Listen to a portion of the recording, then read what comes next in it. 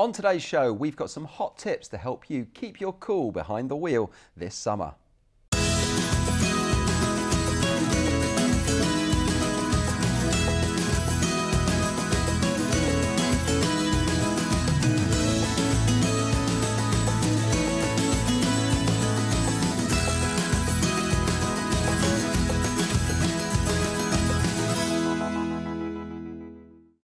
Hello and welcome to Travel Talk. I'm Kevin Harris.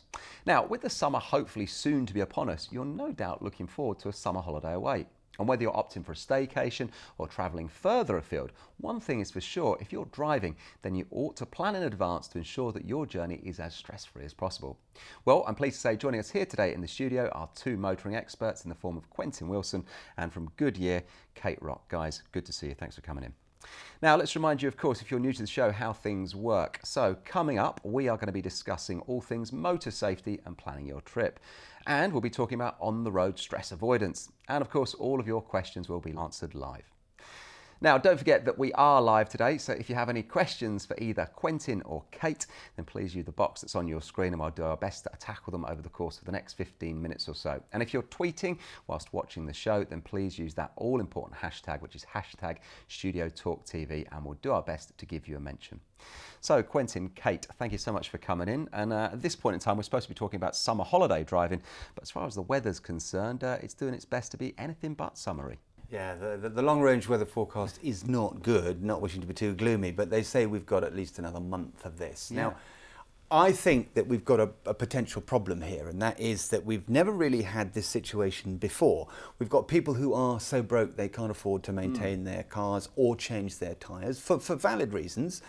We've got this biblical weather that is going to happen, and we've got lots of people staying in the UK because they can't afford to go abroad. So you're going to get congestion, you're going to get all this rain, potential flooding, and you're going to get cars with perhaps tyres that are worn. Now, we know this is the case because the cars coming into fast fit centres, the tyres coming off those are really bad at the moment, the worst we've seen. It's the worst we've seen for a number of years. Many cars going in for their MOT, their tyres are completely bald, they've got the car, they can see the carcass, they've got steel coming out of the side, and this is a massive anomaly for motorists. You know, they're not noticing these things or they're choosing to ignore them because of the financial situation. And that is a 50% figure. 50% of all the tyres coming off cars at the moment are below the legal limit. So that's not good. So there's this kind of the perfect storm. So we need to be very careful when we go driving in the summer. Yeah, and it's a lack of finance, as you say, and perhaps a lack of knowledge as well.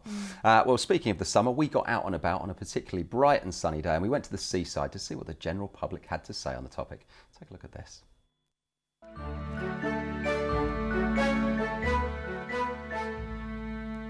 My journey today took 4 hours and we had 2 stops on the way. Well, it takes me a while because I drive like Miss Daisy. I do take lots of breaks. I don't have a very good concentration span. If I'm on a long journey, for instance when we went to Wembley with Blackpool, definitely within 2 hours for a rest. For a long journey I prepare very efficiently because I don't want to break down obviously, and I spend a lot of time worrying about my dog, where I'm going to put it, but mostly I put it on my wife's lap and he's very comfortable there. This is Dusty, she's 3.5, and when we travel by car on holiday she travels on the back seat in a sling. No, not really. For a long journey I wouldn't check anything. I've got quite a new car, so I take it in regularly for servicing, and so I assume before a long journey that it's working fine.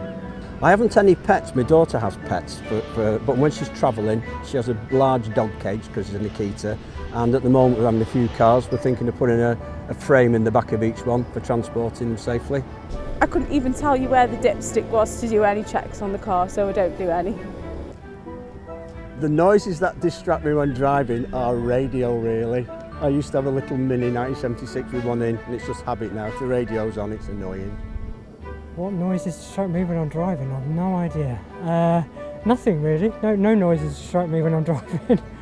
We don't like children arguing in the car because that distracts Daddy. That's sometimes we get children fighting in the back seat, and that's sometimes a bit of a distraction for Daddy, isn't it? And sometimes when the car passes very close, that gets Daddy a bit scared, doesn't it? Yeah. The noise that most distracts me in the car is my 2 children in the back. If we've got a heavy item to put in the car, depending on, because I have a small vehicle and a large vehicle, I might put it on the floor between the back wheels and behind the passenger seats to keep it low centre of gravity. And if I'm using a trailer, I make sure it's balanced up correctly.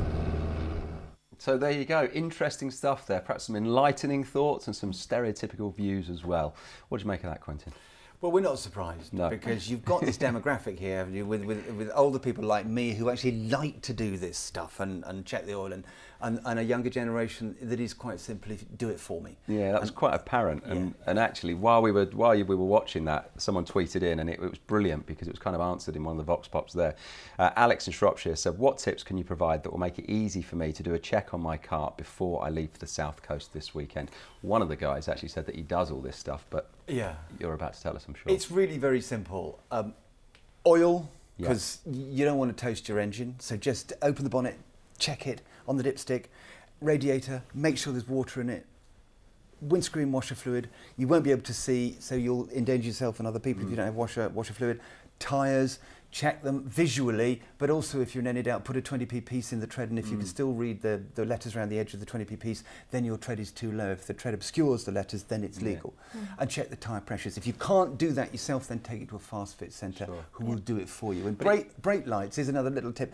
You know, just reverse up to a wall, put your foot on the brake. If you can see the reflection in the wall, they're working. Simple things. And it is all simple things, isn't it? Because it was interesting there on the little film from the seaside. It was the older guy who said that he checks all this stuff, and the young guy in cap and glasses, he was like, you know, didn't do any of that. It's not difficult stuff. You don't have to be a mechanic, do you? No, you don't. And you can do it with cars. With modern cars now, there's still facilities to check. And help's out there, isn't it, Kate, as well? The help is out there. I mean, as Quentin says, you can take it to a local fast fit network. They'll check it for free for you. Or we have a safety app.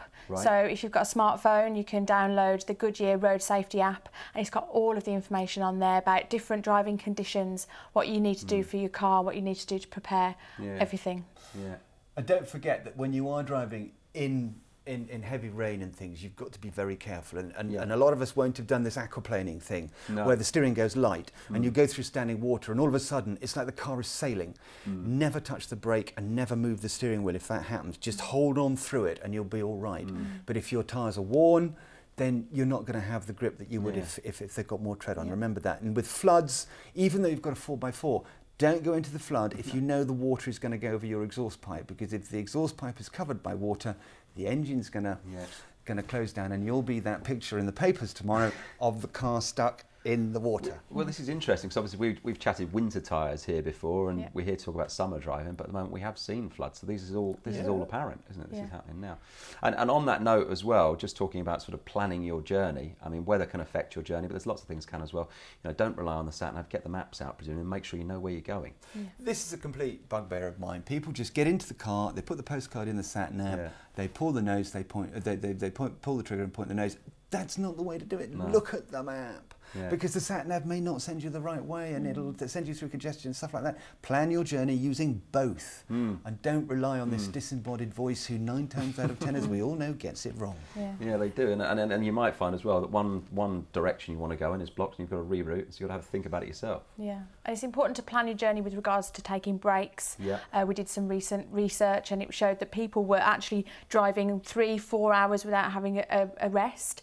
This is it's not too good, really. I mean, you need to be thinking every 2 hours maximum to have a rest and revitalise, drink some water, make sure that you're really, you know, you're really sharp. Drinks, chewing gum, all that sort of thing. But don't drive for 4 or 5 hours at a stretch hoping it's going to be all right, because your concentration goes. Yeah, it does. I'm usually bored after a couple of hours anyway. I'm looking for a break.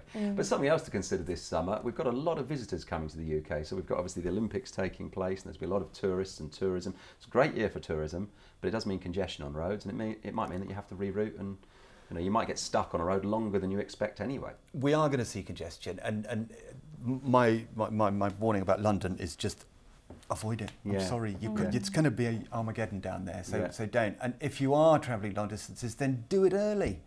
Just avoid the rush hour. It's a simple thing. Don't travel when everybody else travels, and get up early and do it, because you'll save yourself so much time and angst. You can do this. I have to do a drive every day from London to Warwickshire, and if I don't time it exactly right, I'm sitting on that M40 in impotent rage, and it's not worth it.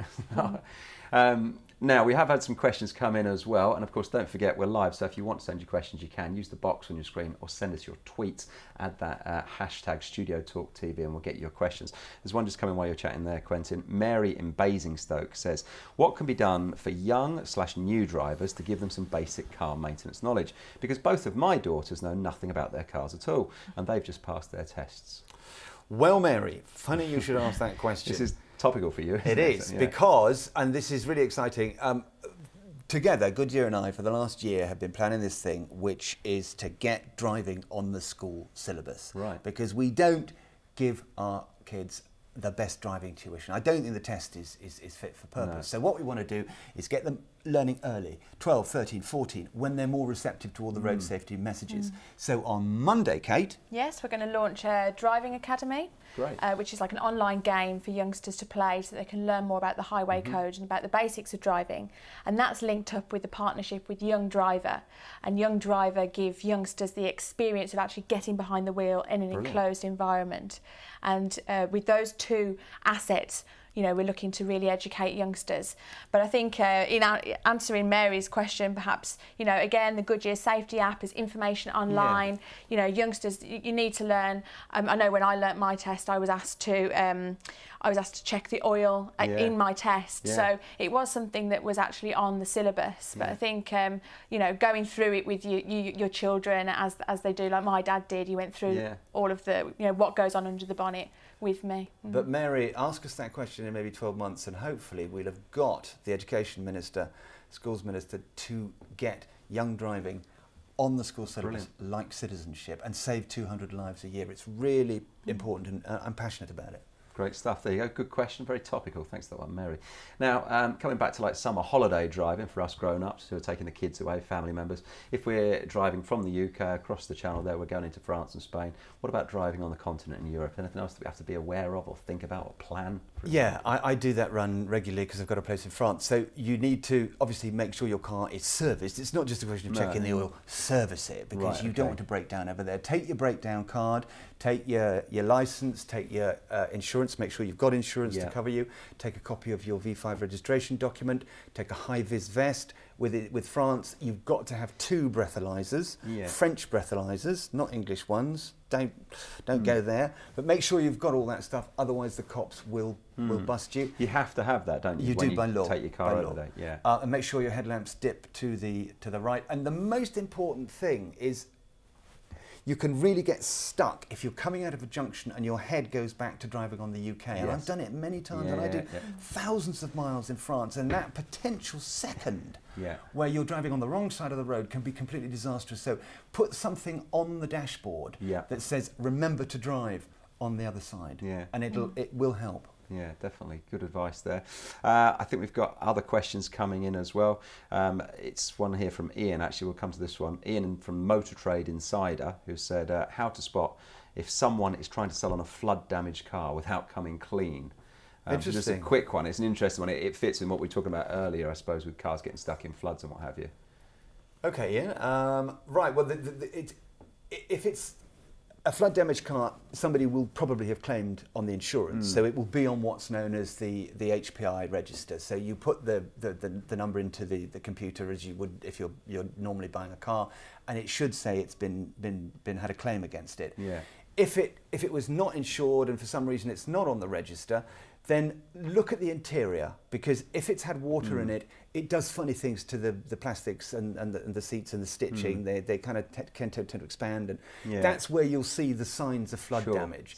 And a bit of corrosion maybe on the suspension. But just anything that looks odd about the interior, bulging plastics, green stitching on the seats, carpets, and the smell. Yeah. Real smells. So just use your instinct and look round, and then look underneath the suspension. If it does look a bit rusty there, it will have seen some water. Avoid. There are plenty of other cars out there. Oh yeah, and the electrics will be a nightmare too. Yeah, so if you've got problems with electric windows and air conditioning, things like that, walk away, find another car.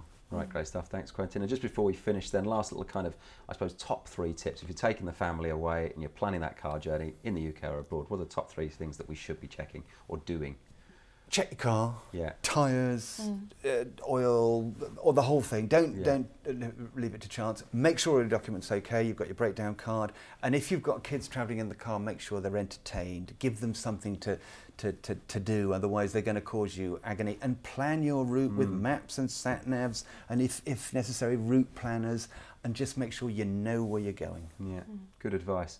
Well, the only place that we're going with this for today is to the finish line, because that's the end of it. It was short and sweet, but thanks for your company as always, guys, for coming. Pleasure. And thanks to you for watching. Now, don't forget, if you would like to find out more about driving safely this summer, whether you're going somewhere in the UK or further afield abroad, just get yourself logged on to the internet, www.goodyear.co.uk. Thanks for watching. Goodbye.